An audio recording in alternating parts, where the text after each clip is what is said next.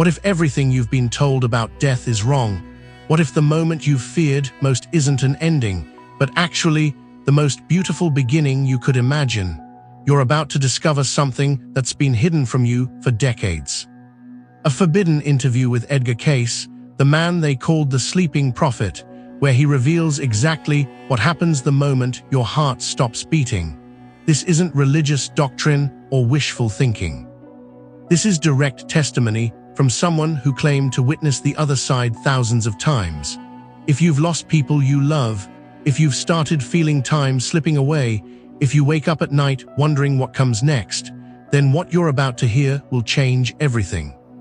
But first, hit that like button and subscribe, because this information has been suppressed for good reason. The powers that be don't want you to know how incredible your transition really is. Here's what they don't want you to understand. Death isn't what you think it is. According to Cayce, when your final breath leaves your body, you don't disappear into nothingness. You don't face some angry judge in the sky. Instead, something extraordinary happens that will blow your mind. Your consciousness gently separates from your physical form, like waking from the deepest, most peaceful sleep you've ever experienced. There's no pain, no terror, no confusion. Just crystal clear awareness that you're still you, still alive, but operating on a completely different frequency. Think about that for a moment. Everything you've been conditioned to fear about dying is based on lies. Cayce witnessed this transition thousands of times during his psychic readings, and what he saw was nothing like the horror stories religion has been feeding you for centuries. But here's where it gets really interesting. The moment you cross over, you're not alone. Remember that feeling when someone you loved walked into a room and your whole body relaxed because you knew you were safe? Multiply that by 1,000. That's what awaits you. Your parents are there. Your spouse who passed before you. That friend from childhood who died too young. Even pets you loved decades ago. They're all waiting with the kind of love that makes your earthly relationships look like pale shadows. And here's the kicker, they haven't aged a day. Time works differently on the other side. That elderly husband who struggled with dementia for years, he's back to his sharp, witty self. That mother who suffered through cancer, she's radiant and pain-free. Recognition happens instantly, not through physical appearance, but through the unmistakable feeling of their soul touching yours. If this is bringing you comfort, drop a comment below sharing who you're looking forward to seeing again. Your story might be exactly what someone else needs to hear today. Now, Cayce revealed something that completely destroys the fear-based teachings you've been fed your entire life. There's no cosmic courtroom waiting for you. No angry deity keeping score of your mistakes. Instead, you experience what he called a life review, but it's nothing like the judgment day you've been threatened with. Picture this. In seconds, you experience every significant moment of your life, but not as punishment. You feel the impact of every kindness you showed and every hurt you caused, but it comes with perfect understanding. You see how that smile you gave a stranger changed their entire day. You understand how your anger affected your children in ways you never realized. This isn't about condemnation, it's about completion. Your soul wants to understand its journey, and this review gives you crystal clear perspective on what you learned, what you taught, and how you grew. But here's what really matters for you right now. Cayce said the souls who had the easiest, most beautiful transitions were those who spent their final years cleaning house emotionally. That phone call you've been avoiding, make it. That forgiveness you've been withholding, release it. That gratitude you've never expressed, share it. Because everything unresolved follows you into the next realm, not as punishment, but as weight that slows your spiritual progress. The lighter you travel, the smoother your journey becomes. And listen to this carefully. Cayce was adamant that your beliefs about death don't change what actually happens, but they absolutely affect how you experience it. Those who deny any possibility of life after death don't suffer, but they do spend time confused, wondering why they're still conscious when they expected oblivion. Spiritual guides and family members work patiently with these souls, gently helping them understand their new reality. Nobody gets left behind.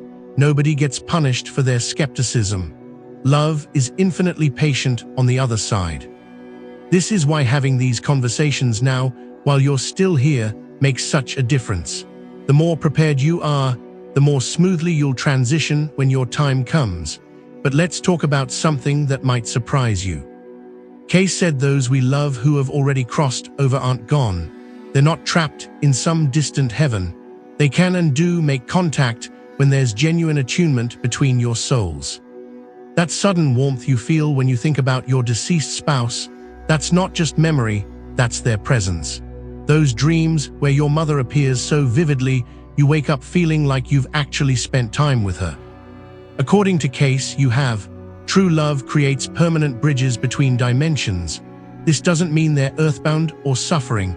It means love is the most powerful force in existence, stronger than death, more enduring than time itself. For those of you carrying guilt about things left unsaid or undone, this is life-changing news. You can still express that love. You can still offer that apology. You can still say thank you. They hear you, they feel you, and they respond in ways your heart recognizes even when your mind doubts. If you're feeling emotional right now, that's your soul recognizing truth. Share this video with someone who needs to hear this message. Sometimes one piece of information can heal years of silent suffering. Now, here's something that will completely change how you view your remaining time here. Cayce insisted that nobody dies by accident. Every soul chooses its departure time on a level deeper than conscious awareness. You're not a victim of random biology or cruel fate.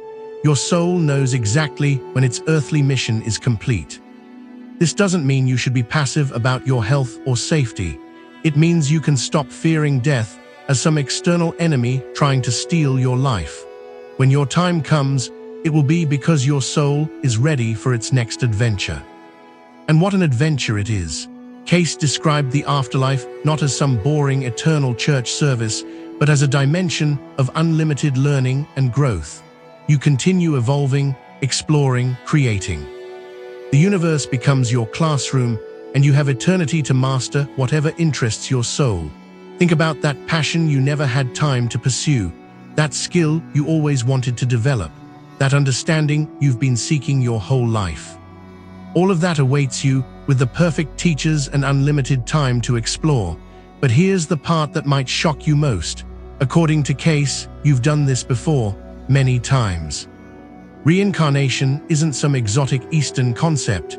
It's the natural cycle of soul development.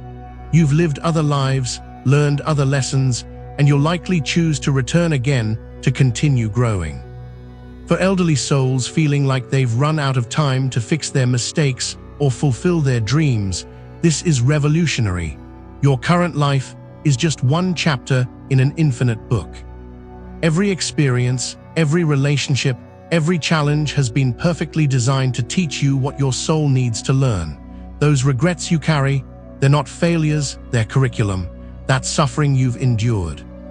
It wasn't meaningless, it was expansion. Everything that seemed random or unfair was actually precisely orchestrated by your own soul for its evolution. Here's practical wisdom you can use right now. Cayce said the quality of your departure depends largely on your state of consciousness in your final years. Souls who spend time in gratitude, forgiveness, and peaceful reflection have beautiful transitions. Those consumed by bitterness, fear, or attachment struggle more during the crossing. This gives you tremendous power.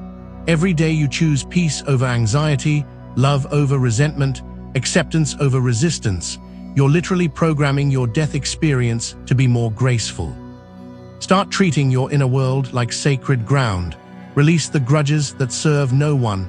Express appreciation for the blessings you've received. Make peace with the choices that brought you here. Your future self will thank you.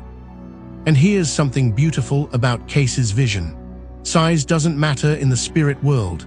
That grandmother who never traveled beyond her hometown but raised 6 children with love accomplished just as much spiritually as any world leader. That man who worked the same factory job for 40 years but treated everyone with kindness fulfilled his soul's mission perfectly. Your worth isn't measured by worldly achievements or accumulated wealth. It's measured by how much love you gave and received, how much wisdom you gained, how much you grew as a conscious being.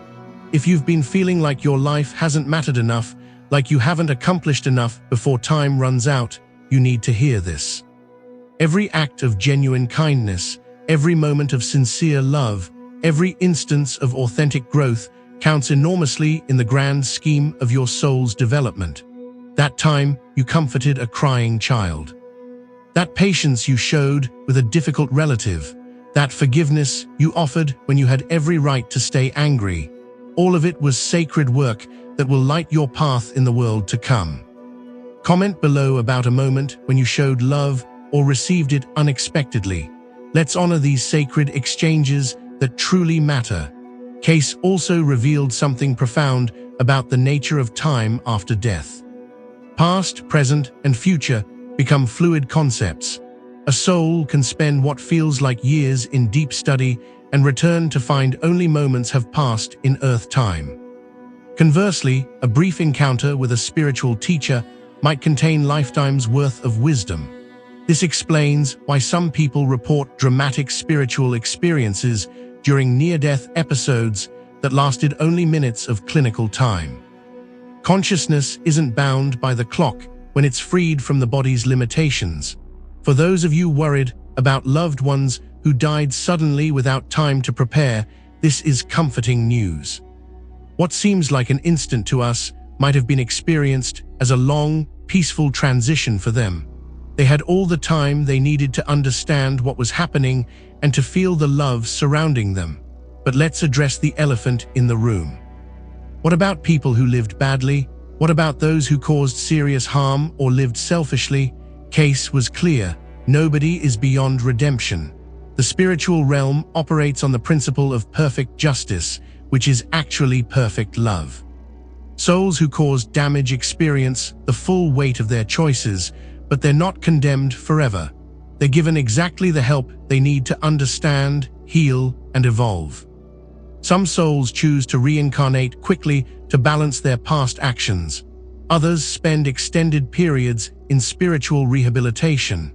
The universe wastes nothing and abandons no one. Every soul, no matter how lost it seemed in physical life, eventually finds its way back to love. This might take many lifetimes, but eternity is patient.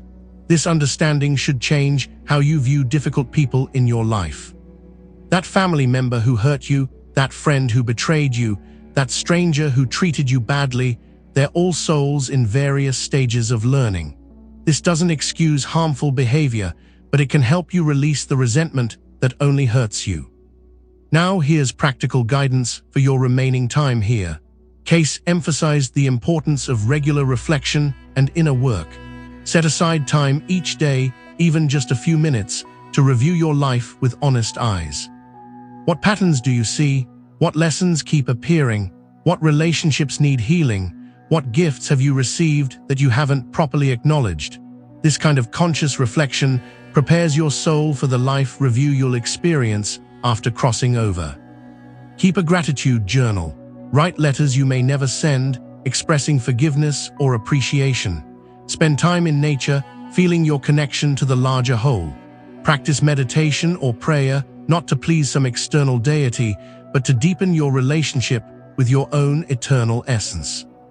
These aren't religious obligations, they're practical preparations for your eventual transition. The more conscious and peaceful you become now, the more beautiful your death experience will be. And here's something that might surprise you about communication with the other side. Cayce said the most powerful form of contact isn't through mediums or seances, but through pure intention and love. When you hold someone who's passed in your heart with genuine appreciation rather than desperate clinging, you create a clear channel for their presence. Talk to them normally, share your daily experiences, ask for their guidance. Then pay attention to subtle signs, a sudden feeling of peace, an unexpected memory, a meaningful coincidence. They're responding in the language of the heart rather than the noise of the mind. If you want to honor someone who's already crossed over, live more fully, love more freely, appreciate more deeply. The greatest tribute to those who have gone before is becoming more of who you truly are. Let's talk about the moment of crossing itself. Cayce described it as incredibly gentle, like a soap bubble separating from the surface of water. There's no violence, no struggle, no terror. The soul simply recognizes that its time in the physical form is complete and gracefully withdraws.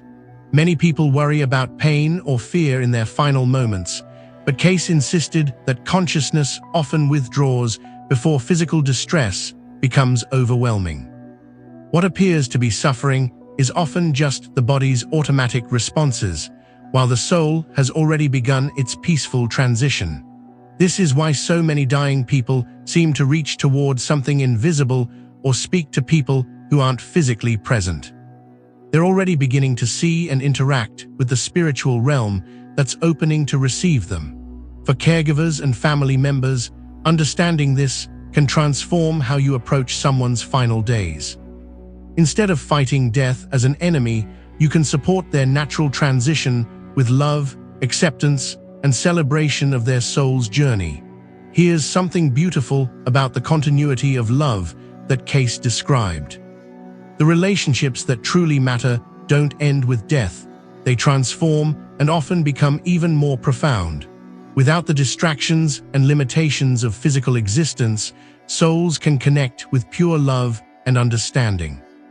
That difficult relationship with your parent might finally reach resolution in the spiritual realm. That marriage that ended in divorce might transform into a beautiful friendship between souls. That child you lost too young might become one of your greatest spiritual teachers and guides. Love is eternal, but its expression evolves. The petty conflicts and misunderstandings that seemed so important during physical life fade away, leaving only the pure gold of genuine connection. This is why Cayce encouraged people to focus on love rather than attachment in their relationships with those who have passed. Attachment keeps you locked in pain and prevents the natural evolution of your connection. Love allows the relationship to transform into something even more beautiful. If you're still carrying pain from loss, try shifting from "I miss them" to "I'm grateful for the love we shared and the love that continues." This simple change in perspective can open you to experiencing their ongoing presence in your life. Now let's address something crucial for those in their later years. Cayce emphasized that how you approach your final chapter dramatically influences your death experience.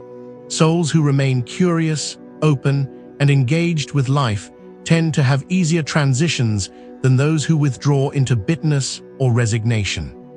Keep learning, keep growing, keep contributing whatever you can for as long as you can. Your soul came here with work to do, and that work continues until your very last breath. Sometimes the most important service you'll ever perform happens in your final years or even final days. Maybe it's the wisdom you share with a younger person. Maybe it's the forgiveness you finally offer. Maybe it's simply the example of grace under pressure that you provide. Don't underestimate the power of your remaining time. And here's something that might revolutionize how you view aging and physical decline. According to Cayce, the soul often begins withdrawing its energy from the body as death approaches, not because it's giving up, but because it's preparing for transition. The forgetfulness, the decreased energy, the gradual letting go, these aren't failures, they're natural preparations. Your soul is slowly detaching from physical concerns and turning its attention to spiritual realities. This is why many elderly people become less interested in material possessions and more focused on relationships and meaning. It's not decline, it's evolution. Embrace this natural spiritualization of your awareness. Let go of things that no longer serve you. Simplify your life. Focus on what truly matters. You're not losing yourself, you're finding your truest self beneath the layers of earthly identity. Cayce also spoke about the incredible support system that exists in the spiritual realm. Advanced souls, spiritual teachers, and angelic beings all participate in helping newly transitioned souls adjust to their new reality. Nobody navigates the afterlife alone or without guidance. Think of it like being welcomed into the most loving, understanding family you could imagine, multiplied infinitely. Every question you have will be answered with patience. Every fear you carry will be dissolved with love. Every wound you bear will be healed with perfect understanding. This support continues as long as you need it. Some souls adjust quickly and move on to new adventures. Others take their time processing their earth experience and preparing for whatever comes next. There's no pressure, no judgment, no timeline, except what feels right for your unique journey. For those of you who worry about being unprepared or unworthy, remember this: you don't have to earn your place in the spiritual realm. You belong there by the simple fact of being a conscious soul. Your worth isn't determined by your achievements or mistakes, it's inherent in your very existence. Let's talk about something that gives tremendous hope to those feeling overwhelmed by past mistakes. Cayce taught that the universe operates on the principle of perfect justice, which means every soul eventually gets exactly the experiences it needs to learn, grow, and evolve. If you caused harm, you'll have opportunities to heal that damage and make amends. If you were harmed, you'll receive whatever healing and understanding you need. If you missed opportunities for growth, new chances will present themselves. Nothing is ever lost permanently in the grand design of soul evolution. This doesn't mean actions don't have consequences, but it does mean those consequences are ultimately educational rather than punitive. The universe is interested in your growth, not your punishment. Every experience, however painful, serves the evolution of consciousness. So if you're carrying shame about choices you've made or paths you didn't take, consider this your invitation to forgiveness. Not just forgiving others, but forgiving yourself. Your soul knew what it was doing when it chose this life, including all its challenges and apparent mistakes. What seems like failure from your limited human perspective might be exactly the experience your soul needed for its development. That career that didn't work out might have taught you humility. That relationship that ended badly might have shown you the importance of boundaries. That health crisis might have awakened your spiritual awareness. Trust the intelligence of your soul's journey, even when your mind can't understand the bigger picture. Here's practical advice for the time you have remaining. Begin each day with gratitude for the gift of consciousness itself. The mere fact that you can think, feel, love, and experience beauty is the greatest miracle in existence. Everything else is bonus. Spend time in appreciation of your body, even if it's not working as well as it used to. This physical form has carried you through decades of experience, protected you from harm, allowed you to hug your loved ones, taste delicious food, see beautiful sunsets. Thank it for its faithful service. Practice releasing control over outcomes and trusting the flow of your life. Your soul is infinitely wiser than your personality and has orchestrated every experience for your highest good. This doesn't mean becoming passive, but it does mean relaxing into the perfection of your unique journey. If this message is resonating with you, share it with someone who might need to hear these truths. Sometimes one conversation can completely transform someone's relationship with mortality and give them permission to live their remaining time with greater peace and purpose. According to Cayce, the most important quality to cultivate as you approach your transition is what he called soul readiness. This isn't about religious preparation or following specific rituals. It's about reaching a state of inner completion where you feel at peace with your life as it has unfolded. Soul readiness means you've expressed the love you needed to express, forgiven the hurts that needed forgiving, learned the lessons that were yours to learn. It means you can look back on your journey with acceptance and forward to what comes next with trust. This doesn't require perfection, it requires authenticity. Be genuinely yourself in whatever time remains. Express your truth, share your love. Make your peace. Your soul will recognize when its earthly work is complete and begin preparing for the next phase of its eternal adventure. And remember, according to the sleeping prophet, death is not an ending, but a graduation. You're not losing your life, You're expanding into a larger version of it. You're not leaving everything behind. You're taking the essence of every loving moment with you into eternity. When your time comes to cross that threshold, you'll be welcomed home by love itself, embraced by those who went before you, and celebrated for the courage it took to incarnate and grow through human experience. The fear that seems so real now will dissolve into wonder at the magnificent journey that continues beyond the veil. Your story doesn't end with your last breath. It transforms into something even more beautiful, more expansive, more filled with love than anything you've experienced in physical form. And the love you've given and received here becomes the light that guides you forward into the infinite adventure of consciousness itself. That's the truth Edgar Cayce brought back from the other side. Death is not your enemy, it's your doorway to everything you've ever dreamed of and more.